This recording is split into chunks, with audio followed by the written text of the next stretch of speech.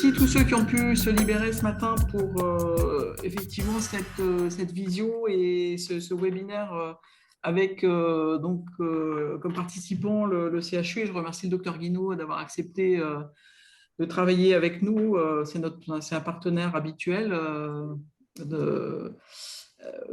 On a déjà travaillé avec vous sur notamment les inaptitudes partielles. Et donc, merci d'être parmi nous. Et puis, donc l'UFR de l'UFRAPS, avec Monsieur Patrice Flom, voilà.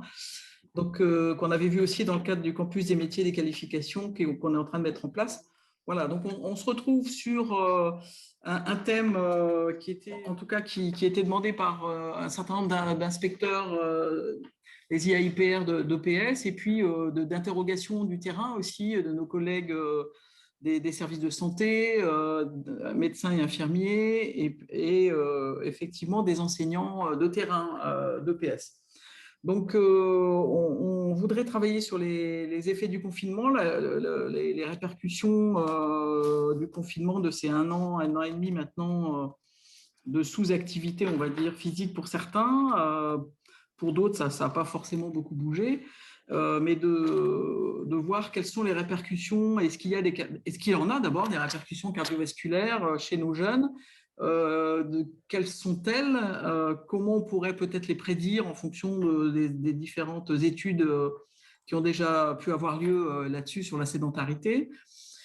Et puis peut-être, si on veut aller plus loin et poursuivre le travail ensemble avec la recherche, voir comment on pourrait la mesurer et peut-être mettre au point, ou en tout cas se mettre d'accord sur des tests de mesure des capacités physiques qui soient un petit peu standardisées et utilisées, on va dire, du primaire, du premier degré. Donc il y a des gens du premier degré qui sont là, jusqu'à la fin des études secondaires au lycée. Donc, rebonjour à tous. Donc, merci, Madame Lequette, de votre invitation. Donc, j'ai effectivement prévu une trentaine de diapositives donc, qui reprennent les points qu'on avait discutés antérieurement, donc à savoir la première partie sur l'aspect Covid, déconfinement, je ne sais pas si on pourra dire confinement, déconfinement, peut-être sur le déconfinement, oui, sur le confinement. Il n'y a pas énormément d'études qui traitent en tout cas de la sédentarité des enfants, mais on en discutera plutôt sur le thème de la diminution du niveau d'activité physique des enfants depuis 20 ou 30 ans maintenant, donc ce qui permettra de faire, je pense qu'effectivement, le confinement n'a pas dû arranger les choses, loin s'en faut. En 3 temps, donc le problème, infection à SARS-CoV-2, donc on va dire trois problématiques, un raccourci, enfin si on le regarde dans la temporalité, un problème, donc le problème de reprise de l'activité physique après une infection aiguë à SARS-CoV-2, les problèmes de symptômes à distance, qu'on appelle Covid long, et qui peut se voir en particulier chez l'adolescent, et puis les conséquences des restrictions de circulation, ou de participation liées au confinement, et donc à l'interruption de la scolarité des élèves. Donc, sur la reprise d'activité physique au décours des infections à SARS-CoV-2, donc le problème de la forme aiguë de l'aigu, c'est pas passer à côté de complications, donc soit qui sont identifiées, soit qui n'auraient pas été identifiées. Donc la plus sévère, c'est le problème de l'atteinte cardiaque, l'atteinte infectieuse du myocarde, qui pose le problème d'événements cardiaques graves, troubles sévères, qui peuvent aller jusqu'à la mort subite, même si c'est rare. Donc ça, c'est quelque chose qui est connu depuis très longtemps dans les syndromes viraux. Et d'une manière générale, ça se traduit par de la fièvre, des douleurs thoraciques, un syndrome grippal qui peut être plus ou moins sévère. Donc en général, de toute façon, tant qu'on a de la fièvre, et puis ça c'est un dogme, on ne fait pas d'activité physique, d'effort intense quand on a de la fièvre. Donc ça c'est un dogme qu'il faut respecter, qu'on demande à tous les sportifs de niveau, mais qui devrait être pour moi un principe aussi en EPS, parce que même si c'est des événements rares, C'est bête de passer à côté de ça. Donc, du coup, c'est les mêmes formes. Le diagnostic, il est un petit peu, voilà, ça reste la cardiopédiatrie, ou nous, ce qu'on peut faire en adulte. Donc, quand c'est diagnostiqué durant la phase aiguë, c'est simple, hein, il va y avoir une contre-indication pendant 6 mois, le temps que tout se mette en ordre. Et puis, ça va être surveillé. Le problème, c'est les formes qui ne sont pas diagnostiquées, les formes frustes. Donc, nous, on a exploré, je ne sais pas, jusqu'ici, une centaine entre 100 et 150 sportifs de haut niveau qui ont fait le Covid. On n'a rien vu de tout ça. Même si c'est décrit dans la littérature, on n'a rien vu de tout ça. Donc, c'est des adolescents et des adultes jeunes. On n'en a pas vu ici, mais bon, ça reste quand même quelque chose sur lequel on est obligé de vous d'informer là-dessus. Donc, le problème des atteintes pulmonaires, c'est KLR. Donc, ça, c'est vraiment les formes graves qui ont dû avoir de l'oxygénothérapie avec des atteintes pulmonaires. Donc, une fois qu'elles sont guéries, il va y avoir certaines séquelles. Et les enfants ou les élèves, ils vont pouvoir acclimater à l'effort. Ça va dépendre de la sévérité de l'atteinte, sachant que les formes sévères, c'est rare chez l'enfant quand même, comparé à l'adulte. Et puis enfin, voilà, des atteintes vasculaires pulmonaires. Ce que je disais, c'est qu'il y a donc le virus crée pas mal de thromboses veineuses. C'est à la mode avec les vaccins, mais le virus en fait pas mal, notamment en phase aiguë. Et il y a des atteintes vasculaires pulmonaires qui peuvent passer inaperçues en phase aiguë et qui se traduisent après par des symptômes respiratoires qu'il faut quand même diagnostiquer parce qu'il y a des traitements particuliers. Il peut y avoir des séquelles. Donc, pour nous, c'est important de les évaluer et ça peut effectivement se manifester, en général, quand même par des symptômes respiratoires assez importants à l'effort. Peut-être, pour préciser, donc les atteintes vasculaires pulmonaires, ça va ressembler à l'embolie. C'est des embolies pulmonaires, oui. Donc, il va manquer énormément d'oxygène dans le sang et les personnes vont être essoufflées, mais vraiment, elles n'auront pas besoin de bouger dès le repos. Ça dépend de la sévérité. Alors après, il n'y a pas de choses décrites, enfin, pas spécialement orienté vers l'enfant, mais l'adolescence, voilà, l'adolescent grand, c'est comme l'adulte, il n'y a pas de différence. Même si ça reste probablement, bien évidemment, beaucoup plus rare chez les jeunes que chez les sujets plus âgés. D'une manière générale, voilà, tout symptôme qui persiste au-delà de 10 jours, il doit être exploré. Donc ça, c'est les recommandations en médecine. Après, effectivement, la discussion, c'est comment on fait en milieu scolaire, comment on apprécie, comment on repère ces symptômes. Ce sera peut-être la discussion d'après. Je vous ai mis ici une diapositive qui résume sur des recommandations de cardiologie. Avec la souris, je ne sais pas si ça passe. Oui, ça passe. Donc, sur la partie gauche, donc, on peut considérer qu'au-delà de 15 ans, pour nous, c'est comme l'adulte. Il n'y a pas en médecine en général. Donc, on va dire, plus de 15 ans, c'est le lycée, et de manière schématique. Et puis avant, c'est premier degré jusqu'au collège. Donc, dans les formes diagnostiquées, donc peu symptomatiques ou sans symptômes, normalement, c'est 10 jours, il y a 10 jours de repos, repos relatif, c'est-à-dire qu'ils peuvent bouger, mais pas d'effort intense, et puis reprise progressive, notamment en EPS, il faut y aller graduellement, puis si ça se passe bien, il n'y a pas de souci. Si les sujets deviennent symptomatiques, à ce moment-là, il faudra les explorer. Quand il y a des symptômes quand même qui sont plus sévères, c'est-à-dire qu'on va avoir des essoufflements assez importants au moindre effort, au moindre effort, c'est-à-dire pour ne serait-ce que monter un étage ou des choses comme ça. Donc là, effectivement, il faut explorer ces enfants, ces adolescents. Oubliez toute la technique, c'est pas. Et rassurez-vous, ils se plaindront. Mais en général, voilà, quand ils peuvent pas manger, ils se plaindront. Ça se voit en général, surtout chez le petit, ça se voit bien. Même s'il ne va pas se plaindre, ça va bien se voir qu'il ne va pas pouvoir. En général, ils sont quand même perturbés par ces symptômes. Du coup, j'en profite juste pour faire un petit détour par rapport à la mort subite, parce que c'était une question qu'on avait abordée avec Madame Lequette. Donc, je vous cite juste cette grande étude là qui a été publiée il y a 2 ans dans un journal prestigieux, comme on dit. Et l'intérêt, c'est que c'était une grosse population. Donc, ils ont suivi pendant une petite dizaine d'années 11 000, vous voyez en haut de la diapositive, 11 000 adolescents qui étaient dans les centres de formation de football anglais. Donc, comme on peut l'avoir en France, dans les centres de formation. C'était majoritairement des garçons, bien évidemment. Ils en ont inscrit donc 11 000. Ils ont retrouvé, donc en faisant un screening vraiment très très large, hein, c'est-à-dire qu'ils ont fait des examens assez poussés, donc électrocardiogramme, échographie cardiaque, IRM, voire même test génétique. Et ils ont trouvé, donc, vous voyez, sur 11 800 tests anormaux, et 42 sujets qui potentiellement pouvaient avoir une maladie cardiaque qui pouvait induire une mort subite. Donc c'est quand même relativement rare, mais pas si rare que ça quand on fait le ratio. Alors, dans ces 42 sujets, donc, ils ont été suivis. Il y en a 2 qui vont mourir quand même. Hein. 2 qui vont mourir. C'est pas dit si c'est à l'effort ou pas, hein, mais dans ce suivi. À cause d'une cardiopathie ou une forme particulière qui est la plus fréquente. Hein. Et quand on regarde de l'autre côté, si on fait la branche gauche, si on part, donc il y avait pratiquement l'immense majorité qui n'avait pas d'anomalie et qui ont été suivis. Et on va quand même retrouver 23 décès, et dont 8 par décès cardiaque. Donc ça veut dire que si on regarde ce tableau, ça veut dire qu'on va dépister 6, pardon, en plus, pardon, ça fait 8 au total. Donc on va dépister seulement un quart des morts subites avec l'ensemble des examens.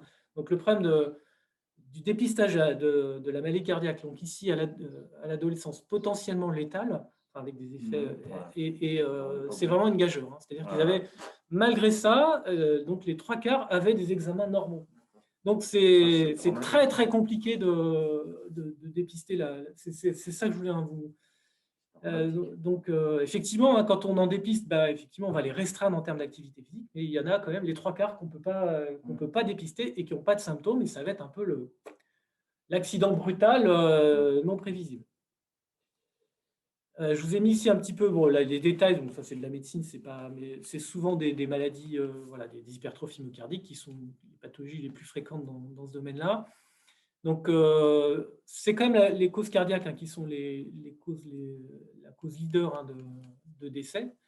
Bien sûr, à peu près équivalente, bon, c'est quand même des effectifs très faibles, hein, à peu près équivalente aux accidents de la voie publique. Hein, bon, c'est cohérent avec ce qu'on voit dans la vie et la mort des sujets jeunes. Ce qu'il faut savoir, donc, c'est que, effectivement, dans l'immense majorité des cas, donc les morts subites à l'effort, sont essentiellement d'origine cardiaque. Il y a d'autres causes, hein, mais on ne va pas détailler, ce n'est pas le but. Ce qui est important, c'est que ils décèdent par troubles du rythme ventriculaire dans l'immense majorité des cas, et que ces troubles du rythme, ils sont choquables. C'est-à-dire qu'on peut les guérir à l'aide d'un choc cardio-électrique, et que la prévention absolue, c'est d'avoir un défibrillateur et de savoir s'en servir pas loin du lieu où on fait l'activité sportive. Ça, je ne sais pas, vous nous direz après, vous aurez dans les règlements à l'éducation nationale par rapport à ça, mais c'est la seule façon d'agir efficacement et rapidement sur ces aspects qui sont dramatiques chez les sujets jeunes, à la fois pour la famille, mais aussi pour les enseignants, j'imagine. Être témoin d'un décès brutal chez un sujet jeune et pouvoir entre guillemets, rien faire, c'est quand même dramatique. Et c'est la seule façon de pouvoir agir vite et d'être efficace. Mais voilà, moi, le souci, c'était d'attirer votre. On en a discuté avec Stéphane Doutrelot, hein, c'était d'attirer votre attention là-dessus, ce qui nous semble le plus pertinent actuellement, sachant que voilà, vous avez compris, c'est quand même compliqué de dépister, même si nous, c'est notre travail quotidien, mais les mailles du filet sont trop larges actuellement pour tout dépister. C'est compliqué. Donc voilà, je vous ai fait un petit résumé, mais ça rejoint la myocardite, la fièvre et l'activité physique. Hein, tous ces symptômes-là que fait ressurgir le Covid. Donc, ça reste quand même des éléments très rares. Hein. On cherche vraiment ce qu'on appelle l'aiguille dans la botte de foin. Effectivement, le risque, hein, de mort subite, il est bien supérieur, hein, chez les sportifs compétiteurs, excusez pour la faute d'orthographe, notamment chez les sportifs de haut niveau. Donc ça, c'est bien décrit. Donc ça va, effectivement, c'est lié avec l'intensité de l'effort, l'intensité de la compétition. Vous avez bien compris qu'il n'y avait pas de signe prémonitoire dans la majeure partie des cas. Alors en prévention quand même, là c'est la recommandation médicale, hein, c'est que dès qu'il y a un malaise à l'effort ou juste après l'effort, surtout pendant l'effort, mais éventuellement après l'effort, il faut que les enfants soient explorés. Un minimum, une visite, soit passée par le médecin traitant, la cardiopédiatrie fait très bien ça ici à Grenoble, mais c'est pas toujours accessible. On a la chance d'être dans un CHU, c'est pas toujours accessible en milieu rural ou autre.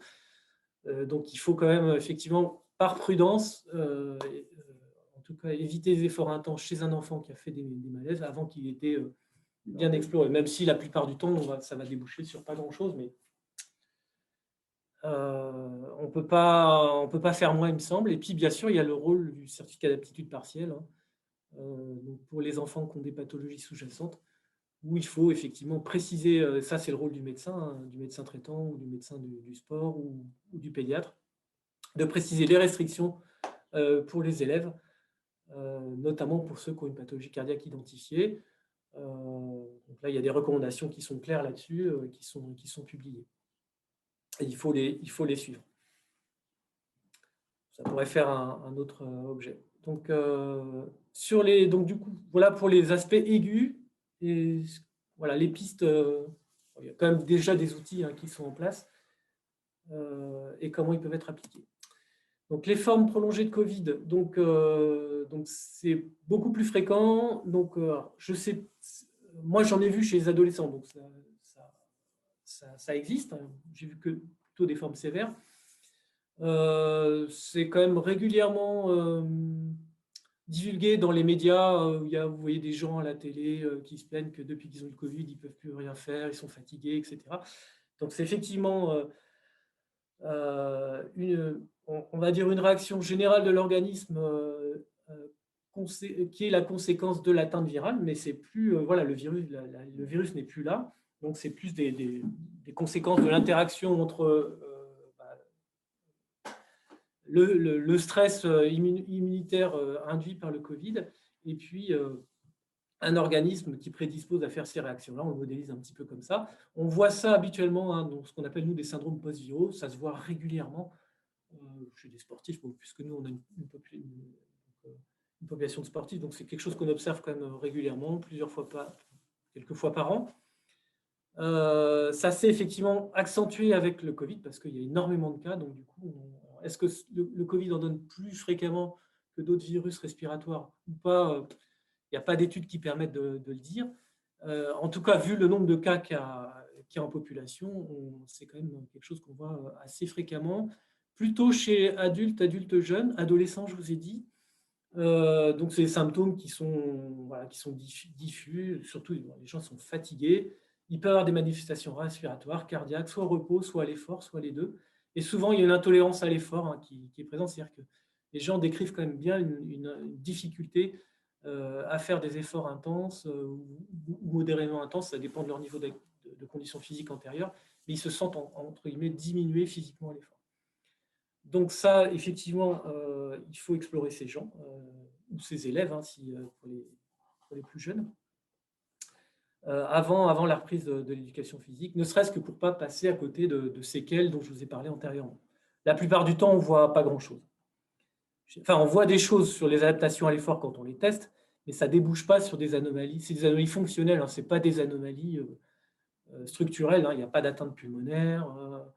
Voilà, c'est en gros l'organisme, hein, qui n'arrive pas à s'adapter suffisamment à l'effort, et ça se voit effectivement nous, sur nos paramètres, quand on les teste à l'effort, on voit bien qu'ils ont du mal à s'adapter. Et en aucun cas, c'est pathologique. Et de toute façon, ça ne contre-indique pas la pratique de l'EPS. Il va falloir juste l'adapter. Ça plutôt chez quelques élèves, hein, adolescents. Il va plutôt l'adapter. Et voilà, reprise progressive, c'est plus comme quelqu'un qui a un syndrome de fatigue chronique. Mais ça ne pose pas de problème de santé aigu, on va dire, ce type de forme. Par contre, c'est assez impressionnant, hein, les symptômes, la sévérité des symptômes qu'il peut y avoir et la persistance, hein, c'est plusieurs mois. Donc voilà pour l'aspect aigu, on va dire, actualisé avec le Covid et le lien qu'on peut faire avec, d'une manière générale, ces pathologies post-infectieuses qui peuvent toucher quand même quelques élèves, notamment les plus grands. Les enfants, je ne pense pas, mais surtout les plus grands, voilà, dès l'instant où ils sont pubères, c'est plus fréquent, notamment les filles. Il y a un tropisme féminin qui est une majorité qui est vraiment importante. On sait pas on n'a pas d'explication claire, mais c'est ce qu'on voit. Alors, du coup, on passe à la deuxième partie, enfin, troisième partie, qui est l'évolution donc, qui touche à la fois le niveau d'activité physique et le niveau de condition physique. Donc, j'ai essayé de faire voilà, il y a eu pas mal de publications groupées donc sur des études sur plusieurs pays. Donc, je vais commencer par le niveau d'activité physique. Et puis, donc là, on est sur l'international. Donc, c'est 2009, l'étude HSBC. Excusez-moi pour l'acronyme, je ne l'ai pas traduit. Ça doit être high school, je ne sais plus quoi. Peu importe.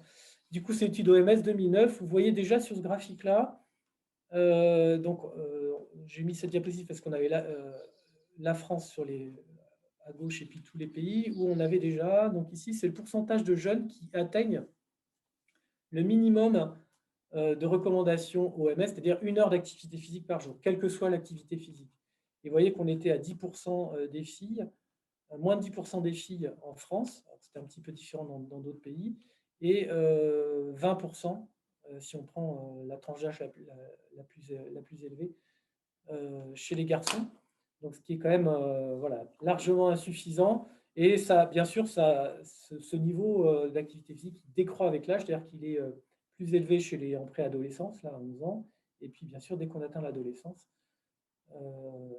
ça s'accentue avec un effet genré qui est quand même marqué. Cette étude a été reproduite en 2015 et elle a été publiée en 2018. Donc, elle concerne 45 pays. Et je vous ai juste mis ici le rapport qui concerne la France. Donc, ce rapport dit, donc, comparant aux autres pays, le domaine de l'activité physique, la position des jeunes Français est défavorable. Donc, on retrouve la même tendance ici qu'en 2009. Et paradoxalement, en France, on est un petit peu mieux ou un peu moins mal, je ne sais pas comment on peut le dire, en termes d'obésité infantile ou d'obésité pédiatrique. C'est le French paradoxe, ils doivent boire du vin. Alors, je ne sais pas, mais en tout cas, donc du coup, on a quand même un niveau d'activité physique qui est moindre globalement chez la population enfant-adolescente française que dans d'autres pays industriels ou à un niveau de revenu un petit peu plus faible. Par contre, on est un peu mieux en termes de réduction d'obésité infantile. Donc, du coup, c'est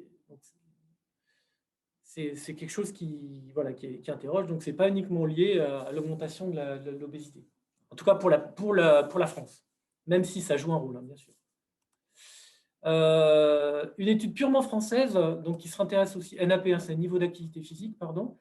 L'étude Esteban, qui a été faite en 2015, où on retrouve ici le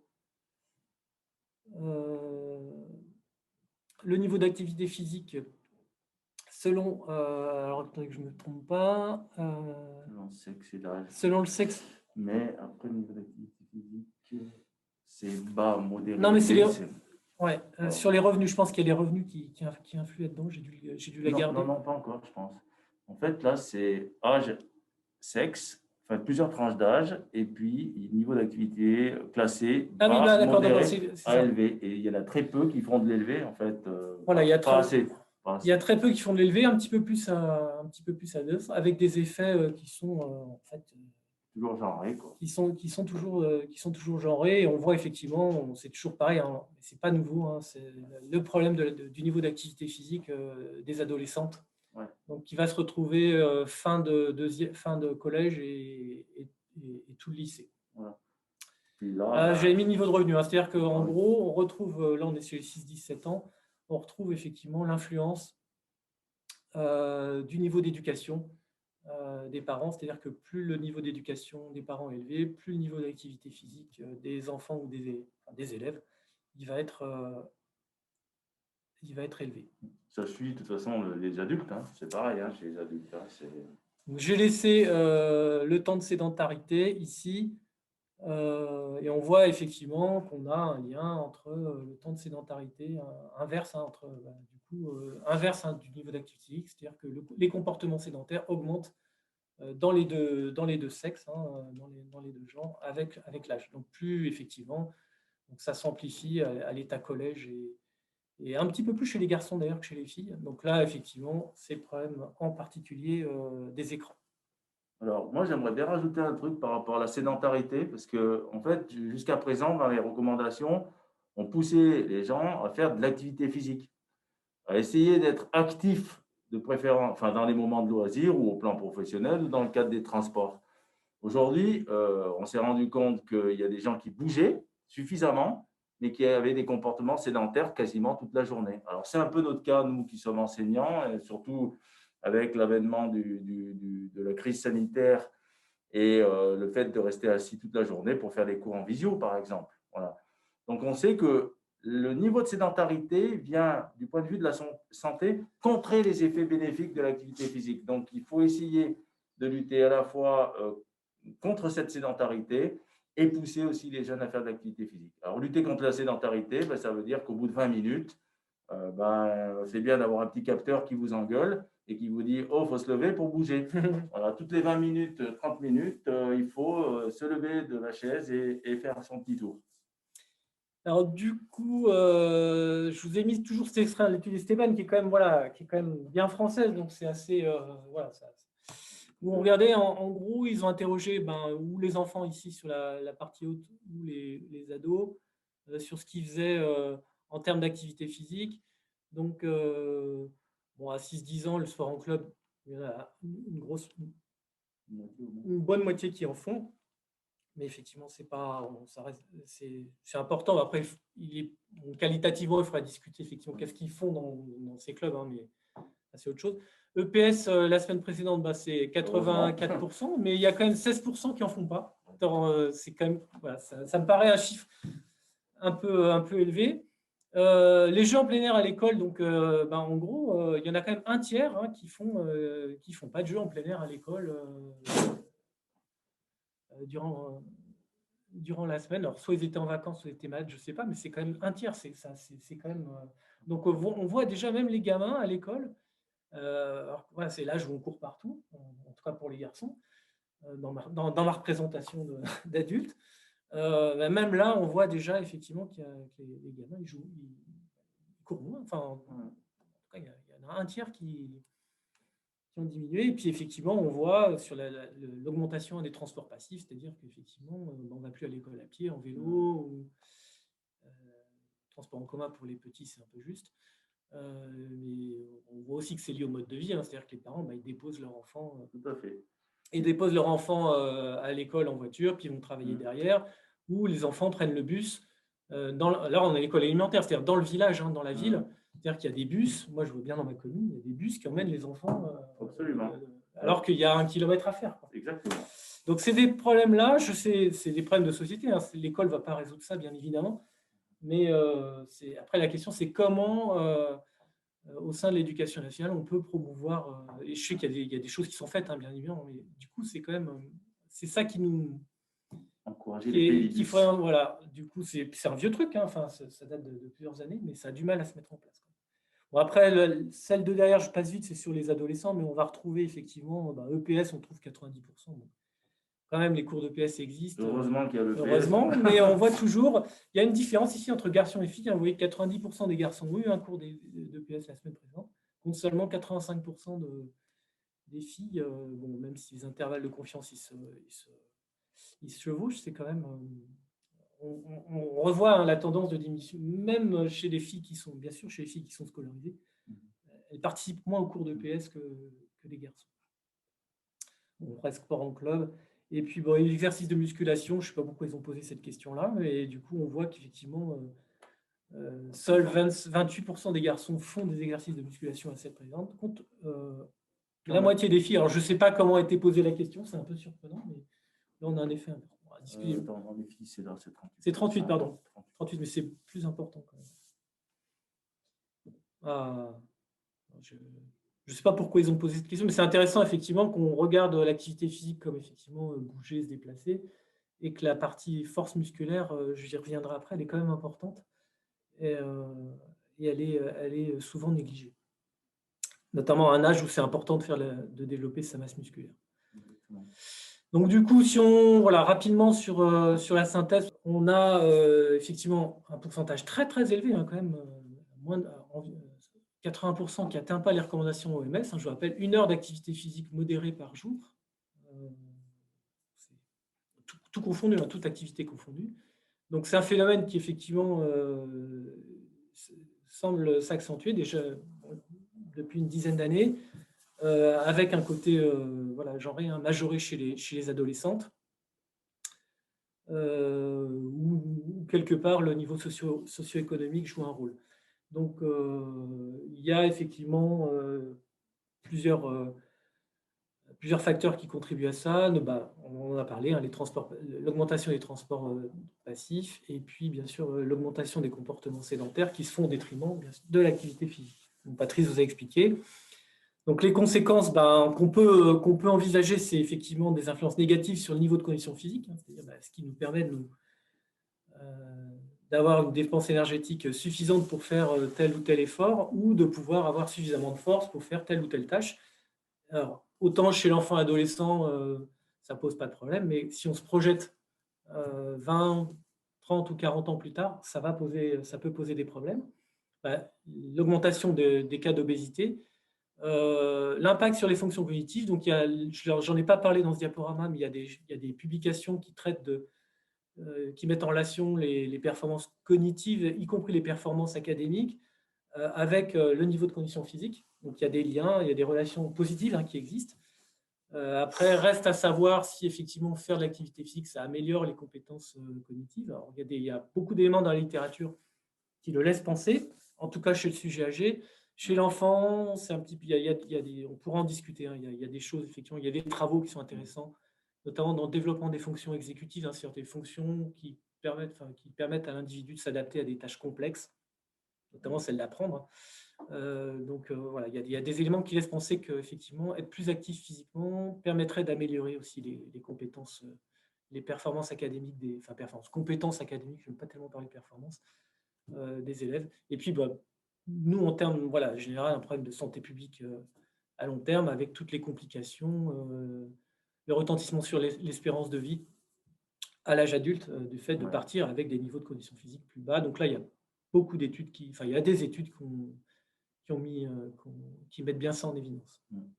On a des études de cohortes qui sont extrêmement longues, dont certaines, il y a une étude irlandaise qui est la Bogalusa Study, qui, en fait, c'est une étude de cohorte de la petite enfance jusqu'à l'âge adulte. Ils arrivent à suivre les gens comme ça, en termes de conditions physiques et en termes de développement des pathologies cardio-métaboliques et pourquoi pas, et cancer, et pourquoi pas la fonction cognitive. Ça, je n'ai pas lu dessus, mais c'est assez impressionnant. C'est-à-dire que ce que vous avez fait avant l'adolescence et après va conditionner une partie des indicateurs de santé que vous aurez à l'âge adulte, avec une tendance qui montre que quand vous n'êtes pas suffisamment actif dans l'enfance et l'adolescence, eh bien, vous avez des répercussions négatives en termes de santé à l'âge adulte. Voilà, c'est ça.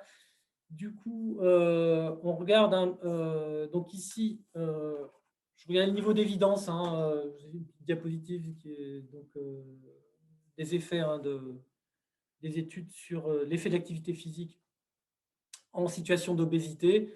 Donc, voilà, les effets on ne va pas le commenter en détail, mais on a des niveaux d'évidence qui sont très, très, très, très forts, hein, à la fois sur les problèmes de santé cardiovasculaire, sur la qualité de vie et sur la condition physique, de l'effet des bénéfices de l'activité physique. Malgré une difficulté pour conditionner la perte de poids, parce que là, par exemple, l'évidence, elle est D, mais c'est pour perdre le poids. En termes de prévention, l'activité physique prévient la prise de poids. Mais pour la perdre, c'est un peu plus compliqué. Il n'empêche qu'on a quand même des effets bénéfiques de l'activité physique tout en gardant son poids sur la santé. Par exemple, la diminution de l'insulinorésistance, c'est-à-dire la prévention du risque de diabète, voilà, le profil lipidique moins hétérogène, donc moins de risque de développer de maladies cardiovasculaires, etc. etc. Voilà, c'est important ce qu'a dit Patrice. Même gros, il faut bouger. Ouais. Et du coup, il vaut mieux être gros et en bonne condition physique, même si on ne perd pas de poids, c'est aussi important. Même si l'idée, effectivement, quand il y a des obésités sévères, c'est de perdre du poids, mais ce n'est pas l'activité physique en elle-même qui va permettre de réduire significativement la masse corporelle. Alors, du coup, sur l'évolution, ça sera la dernière partie, hein, donc on a fait le niveau d'activité physique, l'obésité. l'effet du niveau de condition physique, hein, c'est-à-dire vraiment là, la condition physique, l'évolution, pardon. Je vous rappelle voilà, qu'on distingue en gros 4 composants de la. Je pense qu'à peu près tout le monde est assez d'accord là-dessus, même s'il peut toujours y avoir des débats là-dessus. Donc en gros, conditions physiques cardio-respiratoires, bah, c'est les capacités du système cardio-circulatoire et respiratoire à contribuer à la production d'énergie musculaire pour faire un effort, hein, pour maintenir une contraction. La force musculaire, ça tombe sous le sens, hein. Être capable, je sais pas, de soulever quelque chose, de sauter, de lancer, etc. Bon, la souplesse et l'équilibre. En tout cas, pour la condition physique cardio-respiratoire et force musculaire, c'est des prédicteurs indépendants, hein, de la morbimortalité, c'est-à-dire des événements de santé, en tout cas chez l'adulte, toute pathologie confondue. Et c'est même des prédicteurs à l'adolescence, hein, de développement de handicap ou de maladies cardiovasculaires, hein. Il y a des études qui le montrent, hein, Patrice a parlé des cohortes, qui montrent qu'effectivement, à l'adolescence, ce sont des facteurs prédictifs de développement de maladies ou de situations de handicap. Là, on peut insister sur le fait que le docteur Guinaud vous a fait une sélection en fait, des variables de conditions physiques qui sont importantes pour la santé. Ce n'est pas pour la performance, c'est la condition physique relative à la santé. Donc, ce qui est important, c'est l'endurance cardio-respiratoire, la force, et pas forcément la puissance musculaire, puisqu'on n'est pas dans une recherche, par exemple, de performance au sprint. Donc, c'est très important, ça, ce qu'il a donné comme condition physique. C'est le minimum à avoir pour la santé. Après, les études montrent que là, c'est vrai que pour les gens qui sont très performants, ils n'ont pas forcément, voilà, avoir une condition physique cardio-respiratoire exceptionnelle, ça n'induit pas de bénéfices supplémentaires en termes de réduction des risques. Donc, il faut avoir une bonne condition physique cardio-respiratoire suffit. Ce qu'il faut, c'est pas en avoir une mauvaise, mais en avoir une excellente, ça ne va pas apporter de bénéfices supplémentaires en termes de santé. Après, il y a d'autres. Sur la performance, c'est différent, mais sur la santé, c'est pas idem pour la force musculaire. Il faut être dans un j'allais dire, je trouve pas dans un intervalle de bonnes conditions physiques, et ça suffit à normaliser entre guillemets les risques sanitaires et pas les aggraver. Inversement, avoir une condition physique trop faible augmente le risque de développer des événements sur la santé qu'on a décrit tout à l'heure. Du coup, bien voir effectivement ce qui est important. Donc là, je l'ai mis sur la masse musculaire, mais c'est pareil sur la force musculaire, pardon, mais c'est pareil pour la condition physique cardio-respiratoire. C'est qu'on a un pic de force musculaire avec une différence importante, hein, entre filles et garçons, qui est atteint à peu près au début de la 3e décennie avec la flèche, et que ça va décroître progressivement, quel que soit effectivement le niveau d'activité physique qu'on a, hein, et ça va décroître progressivement avec l'âge, de manière globalement pas tout à fait linéaire, mais quand même, on va dire que ça s'accentue vers la fin de la vie. Mais on peut déjà avoir, donc du coup, le pic ici de force musculaire à 20 ans, il va déterminer la condition physique qu'un individu va avoir 20 ou 30 ans après. Voilà. Donc si on part de plus bas, on va arriver plus bas plus tôt et on va se retrouver dans des situations où on ne peut pas exercer un métier, où il faut un peu d'activité physique. Et vous voyez que c'est tout de suite beaucoup plus discriminant chez les femmes, puisque, entre guillemets, naturellement, elles ont un pic de force musculaire qui est plus bas et qui va effectivement être dans des zones où ça va être limite en termes d'activité physique quand on va arriver vers 45-50 ans. Je pense en particulier à des métiers où il faut manipuler les gens, tout métier de soins. Et c'est là où, effectivement, on voit des femmes qui arrivent, qui ont plus suffisamment de conditions physiques pour exercer leur métier. Elles se blessent, elles sont fatiguées, ça engendre pas mal de difficultés. Bon, voilà, c'était juste. Donc, il y a des tests de conditions physiques qui ont été. Alors, il y a plusieurs batteries. Moi, je vais vous présenter les résultats des tests Eurofit qui ont été les plus exploités. Donc, il y a 9 tests. Je vous les ai mis en image ici, on pourra peut-être les détailler dans la discussion. Il y a des tests de force musculaire, d'équilibre, de coordination et de conditions de souplesse et de conditions physiques cardio-respiratoires.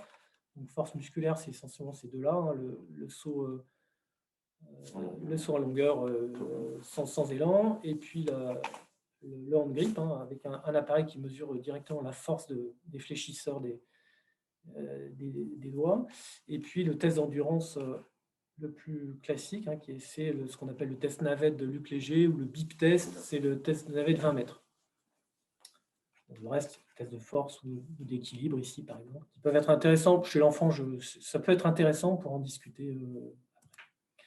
Donc, ces tests, du coup, il y a une méta-analyse là, qui est sortie, donc, sur plus de 1 million de tests, je crois, qui ont été faits chez l'enfant. On a effectivement des normes qui sont publiées. Donc là, j'ai les chiffres, on peut tout à fait les reprendre, qui sont publiées entre, on va dire, 9 ans et 17 ans. Donc, ce qui pose effectivement le problème pour le début du premier, enfin pas le début du premier, mais on va dire entre le CP et le CM1 jusqu'au CM1 pour les enfants. Donc, on voit qu'il y a des différences d'évolution de la. Donc, ici, c'est le test 20 mètres, hein, le test d'endurance cardio-respiratoire. Donc, c'est des percentiles, hein, c'est-à-dire que ça, c'est les 10% les plus bas, les 10% les plus hauts. Vous voyez que ça augmente quand même régulièrement jusqu'à 17 ans chez le garçon, alors que chez la fille, ça stagne dès 11-12 ans. Donc, elles ont déjà atteint à 12 ans leur niveau de condition physique cardio-respiratoire.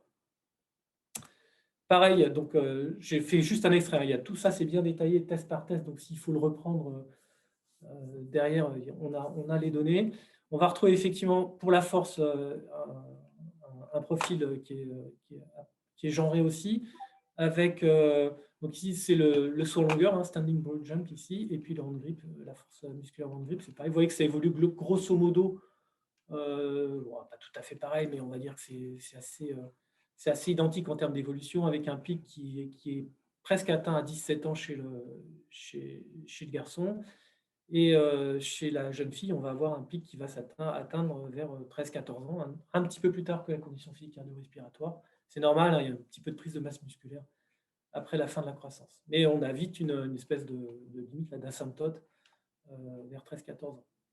Donc, du coup, en cinquième, hein, quatrième, les jeunes filles ont atteint le maximum de leur potentiel physique.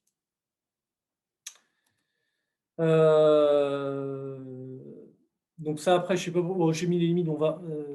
donc, bien, donc, ce qu'on a dit tout à l'heure, en fait, ça répète, hein, donc il y a des normes, en fait, donc pour ceux qui ne connaissent pas le test navette, c'est un test qui est progressif, avec des paliers de 1 minute.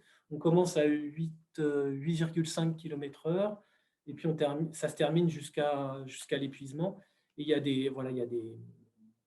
a des valeurs basses ou faibles, trop basses. Ça, c'est la valeur limite inférieure, limite supérieure, en fonction de l'âge. On rappelle. Alors, du coup, eux, effectivement, c'est ce qu'on a. Quand on peut calculer ce qu'on appelle la consommation maximale d'oxygène, on peut estimer, pardon, la consommation maximale d'oxygène à partir de ces valeurs-là. Il y a des équations de prédiction qui permettent de le faire. Donc, ça, c'est tous les travaux de Luc Léger. Et on tombe effectivement. Donc, chez les garçons, des consommations d'oxygène qui sont en dessous de 42 ml/kg, où on commence à rentrer de ce qu'on appelle, nous, des zones à risque pour la santé. Et puis, bien sûr, chez la fille, c'est en dessous de 35. Donc, c'est à peu près, nous, ce qu'on avait. On a toujours dit tout ça en physiologie, et puis ça retombe sur le calcul.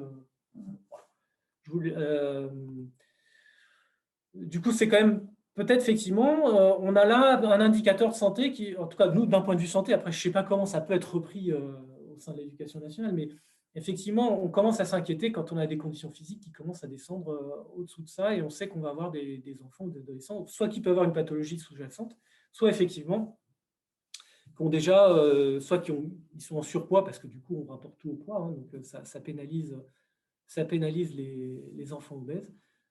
Mais pour ceux qui ne sont pas obèses et qui ont déjà des conditions physiques comme ça, effectivement, on est assez inquiet. Et du coup, ça va se traduire effectivement en cours de PS par des enfants ou des ados qui ne vont pas pouvoir suivre ce qu'on leur demande dans le cadre d'un enseignement normal. Enfin, voilà. Ils vont être limités, quoi. C'est ça qu'il faut retenir aussi. Ce papier, il est quand même assez récent. Hein. Ouais, c'est tout récent. C'était 2018.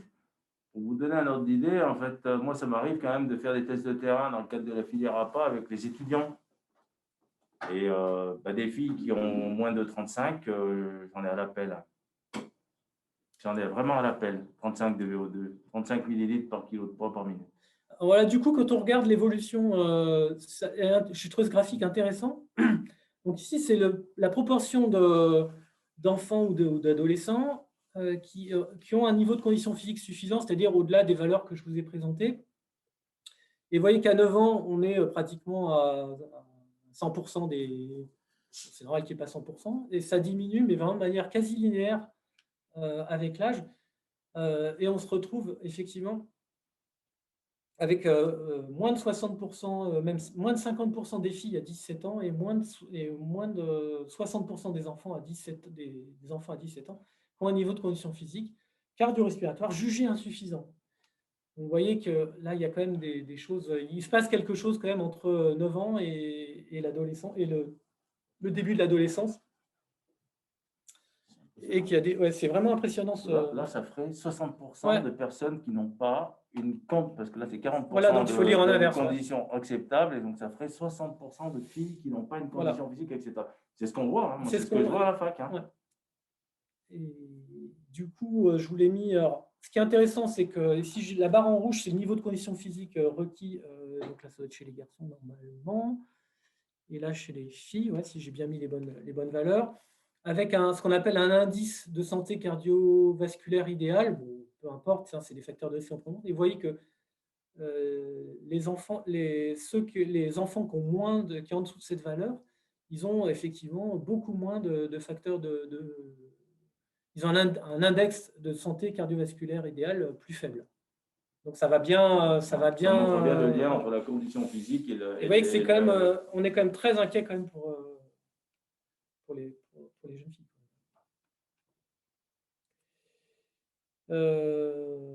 Donc ça, c'est simplement une relation entre la force musculaire et le risque d'événements et le risque cardiovasculaire. C'est mis dans la même chose. Donc ça dit exactement la même chose. Je passe vite. Si on regarde déjà cette publication de 2007, on avait une chute de 0,35% par an des capacités d'endurance chez les 9-17 ans. Donc ici, c'était 27 pays. Donc ce même auteur, donc depuis les années 70, ce même auteur a repris, je vous ai donné des éléments plus récents. Donc eux, ils l'attribuaient à l'augmentation des comportements sédentaires et à la diminution des occasions de faire des activités physiques intenses. C'est ce qui ressort aussi de l'étude Esteban dont on avait parlé tout à l'heure. Donc effectivement, la problématique, c'est comment diminuer les comportements sédentaires à l'adolescence dans le contexte actuel et comment faire en sorte qu'ils puissent faire des efforts plus intenses. Alors, sûrement que le cours d'éducation physique est une occasion, mais elle ne va pas suffire en elle-même, donc ça reste quand même si c'est important. Quand on regarde l'évolution du niveau de condition physique, puis je vais terminer là-dessus, on voit donc sur les 19 pays ici, donc plus d'un million de tests, on voit donc sur le test 20 mètres, sur le test navette, donc depuis les années 80 jusqu'aux années 2010, on voit qu'il y a une espèce de diminution assez importante de l'ordre de moins 1 millilitre kilo-minute par décade, par 10 ans. Ça semble effectivement stagner depuis les années 2010. Je vous ai mis ici en haut à droite la situation française où on a vraiment une diminution qui est quasi linéaire depuis les années 70, avec une chute de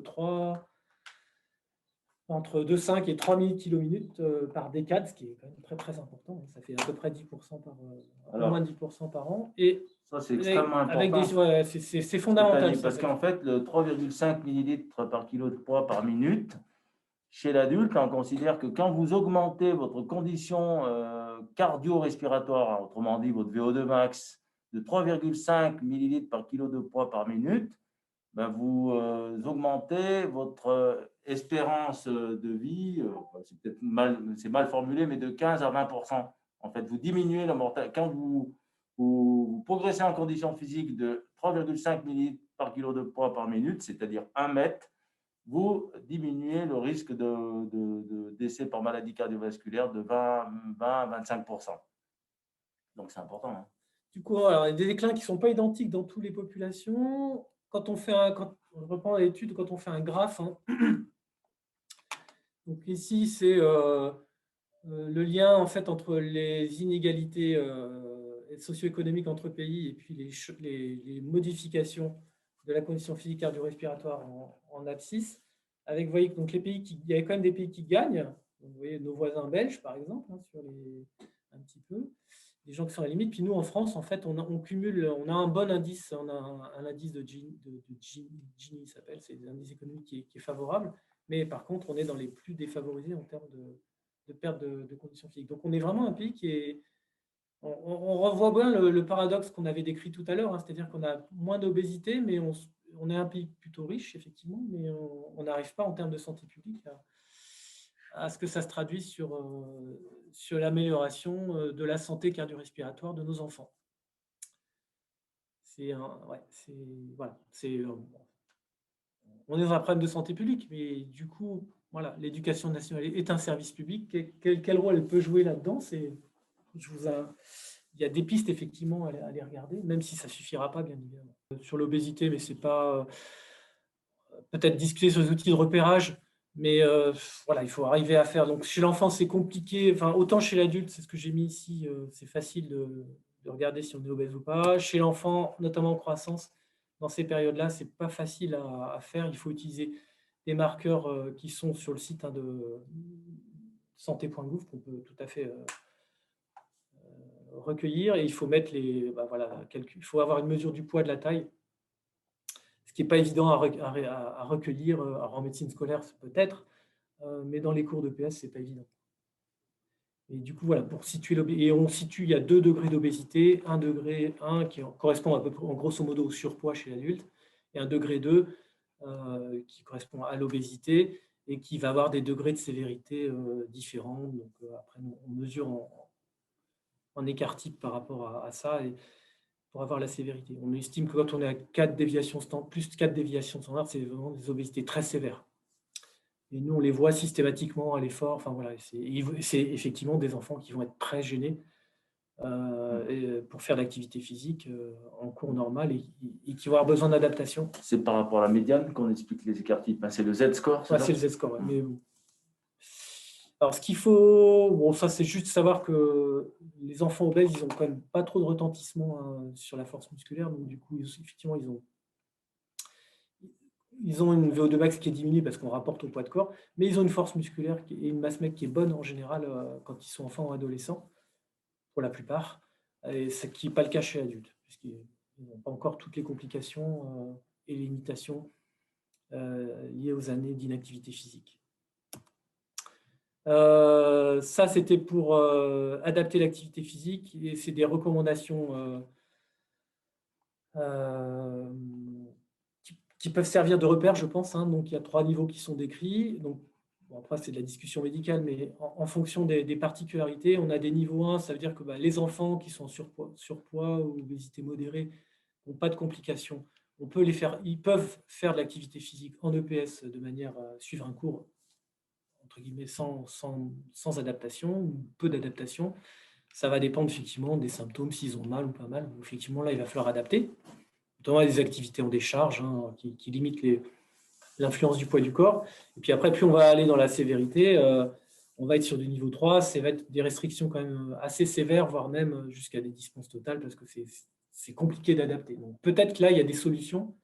C'est peut-être avec UFR STAPS de travailler en activité, de mettre en place des étudiants en activité physique adaptée qui pourraient faire à la fois un stage pratique et aider dans la mise en place de ces cours pour des élèves avec des besoins particuliers. Exactement. Ça peut être une piste. Voilà, j'ai terminé. Du coup, on va vous rendre le… Et merci pour votre attention. Donc, merci beaucoup. C'est vrai qu'il y a beaucoup de choses dans l'exposé qui pourront être prises, je pense, par les enseignants. Et c'est vrai que je pense qu'on a beaucoup de travail à mener sur la promotion de l'activité physique, notamment dans les petites classes, en classe primaire. Donc, je crois qu'il y a un certain nombre d'enseignants du premier degré, ou en tout cas de conseillers pédagogiques ou inspecteurs. Et dans le cadre de l'école promotrice de santé et du parcours de santé des élèves, je pense que nous, effectivement, personnel de santé, médecins, infirmiers, il faut vraiment qu'on soit aussi promoteur de cette activité physique. Parce que c'est vrai que dans le premier degré, il y a quand même, je pense, une marge de progrès évidente à faire.